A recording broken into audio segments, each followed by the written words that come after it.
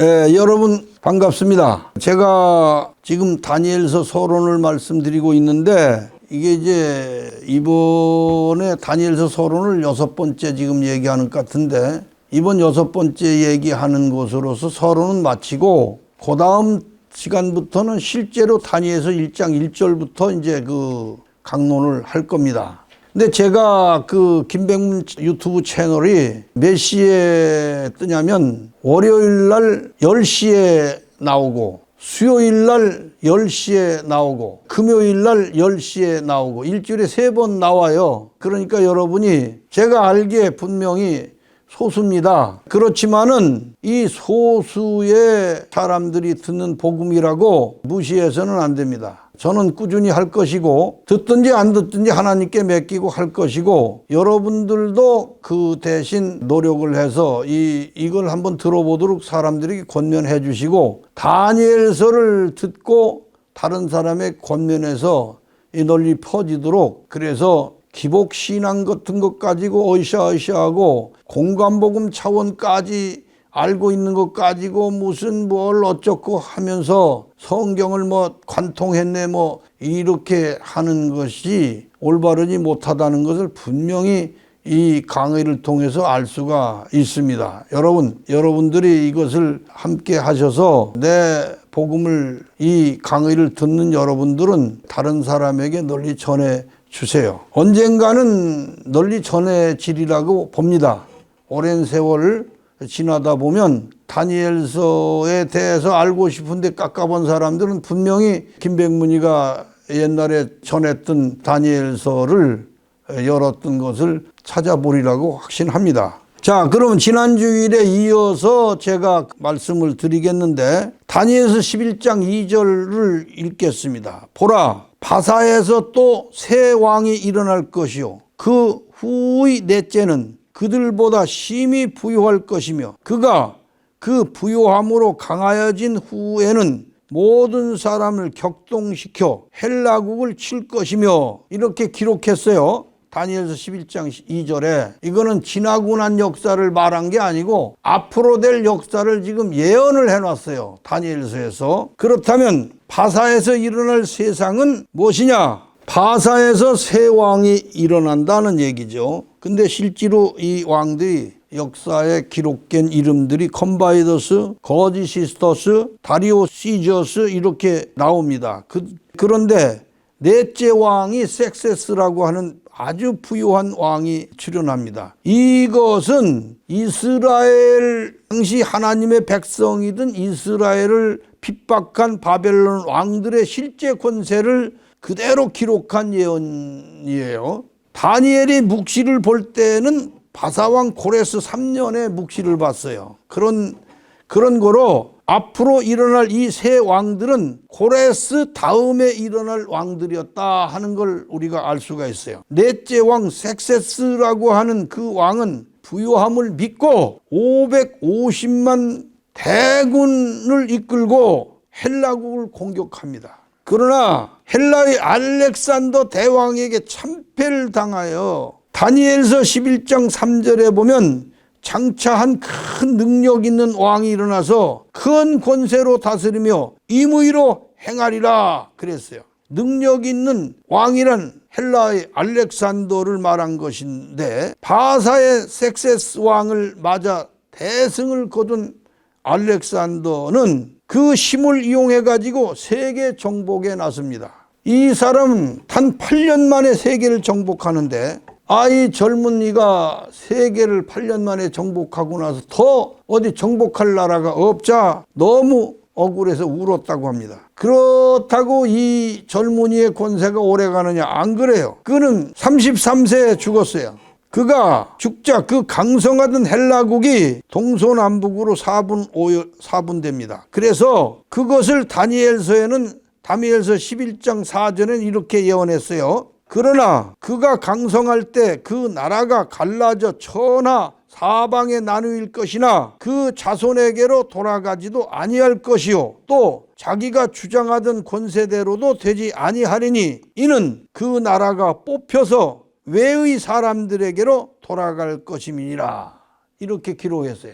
알렉산더 대왕에게 두 아들이 있었지만 그들은 아주 일찍 죽어버렸고 예하에 있던 네 장군들로 인하여 헬라는 사분됩니다. 네 쪽으로 갈라져요. 그러면서 이 헬라는 20년간 서로 그 네 왕이 싸워요. 바벨론의 역사는 왕이 바뀌고 그 시대가 지날 때마다 그들이 유대 교회에 그들의 권세를 쓰지 않았을 것이라고는 단정할 수가 없죠. 복음은 연대적인 것을 그림자로 쳐서 맞추도록 그렇게 되어 있는 것입니다. 그 연대를 지정해서 예언한 것은 아니라고 하는 걸 확실히 알아야 합니다. 그리고 또 하나 중요한 것은 하나님의 복음의 역사는 시간과 장벽을 초월합니다. 바벨론의 역사에 있어서 다니엘이 가장 궁금하게 여겼던 것은 때를 아는 것이었어요. 다시 말하면 바벨론이 하나님의 백성을 핍박하는 기간이 얼마나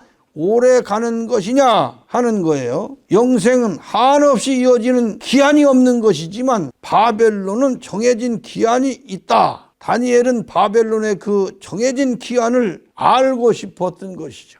다니엘서에서는 바벨론에 시작한 때부터 그것의 끝까지 역사가 나옵니다. 그것을 알지 못하고 바벨론의 연대를 아무렇게나 주어 맞추어서는 안 되는 거예요. 성경에는 그 1261이라고 하는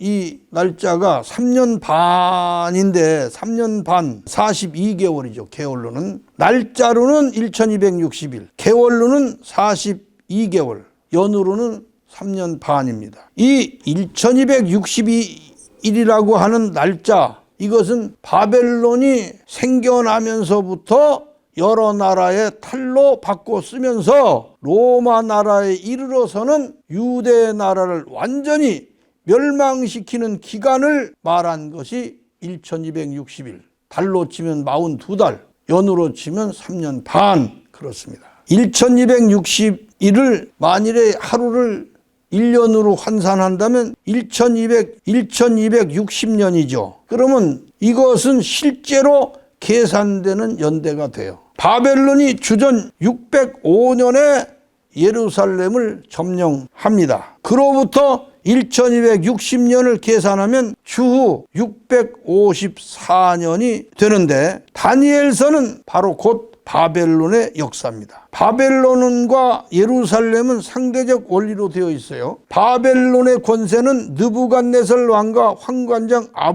아스부나스입니다. 그들이 예루살렘을 점령하고 그곳에서 다니엘과 세 청년을 데려다가 바벨론 왕을 모시도록 바벨론 왕궁으로 데려오지요. 우리는 이런 사건들로 보이지 않는 그 말씀 차원을 볼 수 있게 되는 거예요. 그러니까 우리가 볼 수 없는 영차원을 보이는 6차원으로 알게 해주시는 것이 상징과 비유로 된 하나님의 말씀이다, 그런 얘기입니다. 그렇다면 바벨론은 율법을 대신한 것이고 다니엘과 그 세 친구는 요한복음과 공관복음을 비유한 인물인 것을 우리가 알아야 한다, 또 알 수 있다, 그런 얘기죠. 그러니까 예루살렘이 바벨론에 점령된다 하는 이 내용은 복음이 율법에 점령되어 삼켜진 것을 말하는 것이에요. 그렇죠? 하나님께서 느부갓네살 왕의 손에다가 유다왕 여호야긴과 하나님의 전 얼마 기구를 그 손에 붙이셨어요. 그래서 그것은 이제 율법이 복음을 지배하게 된 것인데 느부갓네살 왕은 입법자이고 아스부나스는 집행관입니다. 다니엘과 세 청년이 그들 손에 붙여진 거예요. 세 청년은 공관복음을 비유한 것이고 다니엘서는 요한복음을 비유한 것이에요. 이해가 가시는지. 세 청년은 다니엘의 길을 닦아주는 협조자예요. 이게 공관복음은 요한복음으로 넘어갈 수 있도록 신앙을 돕는 말씀이다, 그런 얘기야. 그러니까 다니엘은 무엇을 하는가? 꿈을 해석하고 환상을 보면서, 꿈은 그 예언인데 구약에 있는 예언을 누가 다 해석하는가? 공관복음이 길을 열고 요한복음은 확실하게 해석해 주는 것이 성경이다, 그런 얘기. 여기까지 그 서론을 제가 말씀을 다 드렸습니다. 여러분이 다니엘서는 마지막으로 조금 더 얘기하자면 지금 이 우리 한국 사회에 일어나고 있는 이 그 문제들, 뭐 문재인 대통령이라든가 그와 한 뜻을 가지고 움직이는 그 좌파 사상의 인물들이라든가 이것이 어디서부터 왔느냐, 어디서부터 흘러온 정신이 어디서부터 온 정치 성향이냐, 이런 모든 것이 다니엘서 속에 담겨 있어요. 그것을 알면은 다니엘이 유대날 하나님의 백성이 핍박받는 그 기간이 언제까지일까 궁금했던 것처럼 지금 정상적인 생각을 가진 이런 그 소위 오늘날 말하는 우파 사람들이 이 좌파의 정치 성향을 싫어하잖아요. 그럼 이게 도대체 어떻게 언제까지 할 것인가, 언제까지 갈 것인가, 코로나로 인한 이런 문제들은 언제까지 이어질 것인가 하는 이런 문제들도 다니엘서를 정확하게 듣고 배우면은 자연히 풀려간다는 것을 알게 돼요. 그래서 여러분들이 다니엘서 이 말씀은 세상 끝날까지 역사가 기록된 것이기 때문에 지금 이런 정치 형태가 또 이런 정치 성향이 어디서부터 왔으며 어떤 영적 성향을 받은 것이냐, 이 도대체 이렇게 흘러가는 한국의 문제의 트렌드는 이런 트렌드가 어떻게 지금 여기까지 온 것이며 이런 일이 일어나느냐, 다 다니엘서에 기록된 얘기예요. 궁금하고 또 하나님 말씀의 깊이를 더 알고 싶은 분은 이 말씀을 계속해서 청취해 주시면 여러분들에게 유익이 될 것이라는 것을 확신하며 이 말씀을 마칩니다. 감사합니다.